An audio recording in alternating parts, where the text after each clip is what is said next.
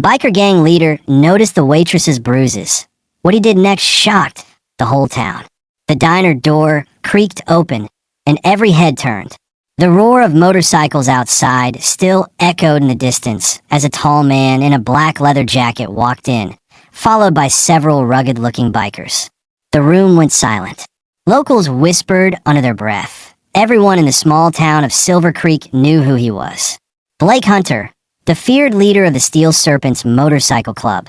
He was a man with a reputation. Ruthless, intimidating, someone you didn't want to cross.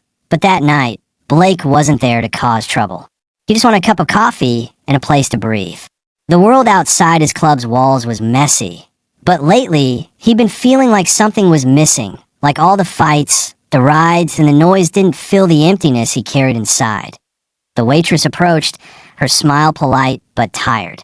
"What can I get for you?" she asked softly, her voice trembling ever so slightly. Blake glanced up, and that's when he saw it.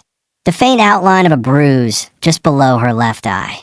She tried to hide it with makeup, but it was there, dark and painful looking. He didn't say anything at first, just ordered his coffee and watched her walk away, noticing the way she moved, a little too carefully, like every step hurt. Her name tag read Lena. She couldn't have been more than 25. As she served the rest of the bikers, Blake's mind kept circling back to that bruise. He'd seen marks like that before, on people who were trapped, scared, and alone. After the other customers left, Blake waited until closing time. Lena was wiping down the counter when he stood and walked over. "You got someone hurting you?" he asked bluntly. She froze, her rag halfway across the counter. "Excuse me," she stammered, her eyes wide. He didn't push, just leaned against the counter. "I've seen those kinds of bruises before," he said quietly. "You don't have to lie." Tears welled up in her eyes, and she turned away, shaking her head. "Please, don't get involved," she whispered. "It'll only make things worse." But Blake wasn't the kind of man to walk away. He'd seen too many people turn their backs on pain because it wasn't theirs. Something about the fear in her voice hit him harder than any fight ever could. Later that night, as his crew gathered outside the diner, Blake told them, "We're sticking around this town for a while." The others looked confused. Silver Creek was small and quiet, not their usual scene. But no one questioned him. Over the next week, Blake returned to the diner every day, always sitting at the same booth. He'd chat with Lena, make her laugh a little, leave generous tips. Slowly, she began to open up. She told him about her boyfriend, Rick, the local mechanic with a violent temper and a short fuse. She tried to leave once, but he'd found her, dragged her back, and made sure she couldn't forget the consequences. Blake listened, his jaw tightening with every word. He'd been many things in his life, a fighter, a leader, even a sinner. But there was one thing he could never stomach, a man who hit a woman point one rainy night.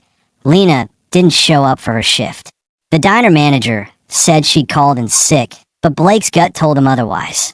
He got on his bike, his crew following, and headed straight for the small trailer park on the edge of town where she lived. The sound of thunder mixed with the growl of engines as they pulled in.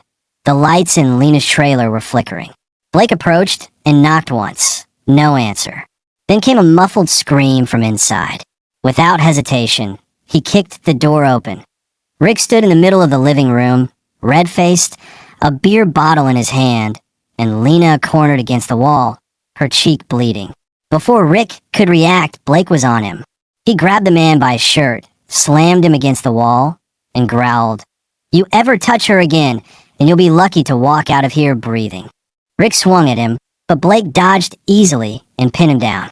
The other biker stepped in, pulling Rick outside and making sure he got the message, loud and clear. They didn't hurt him beyond what was necessary, but the fear in his eyes said he'd think twice before ever lifting a hand again. Inside, Lena sat on the couch, trembling. Blake knelt in front of her, his voice softer than she'd ever heard it. "You're safe now," he said. "He's not coming back."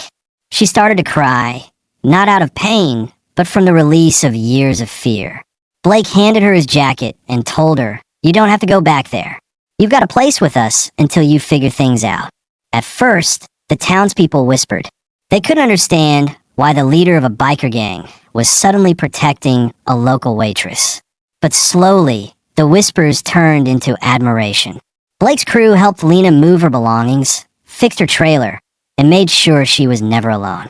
Word spread that the Steel Serpents weren't just outlaws.